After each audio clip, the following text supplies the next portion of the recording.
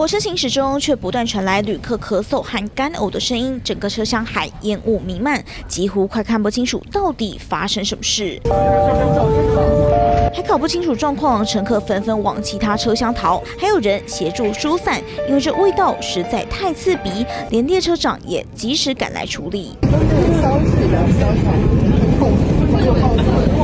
原来更早之前，台铁125次自强号行驶到路竹和新左营间时，第7节车厢有一名男乘客携带的行动电源不明原因自燃，车厢内窜出浓烟，惊动全车乘客。虽然当下列车长紧急用灭火器灭火，但男乘客手部有烧伤，同时也影响到其他乘客。味道很重，然后人一直往那个车厢走，就广播说有那个行动电源起火啊，然后有用灭火器喷嘛，然后所以就请清洁员一起清理。车厢地板满是灭火器干粉，后续乘客也被换到其他车厢。铁警搜证，延误18分钟，列车才从新左营发车。台铁则回应，列车设备没有受损，也没有影响到其他列车。后续这名乘客也由铁警带下车做笔录，了解事发状况。只是密闭式的车厢突然起火，也吓坏全车乘客。3D 新闻涂永全、顾元松、肖宇寿高雄采访报道。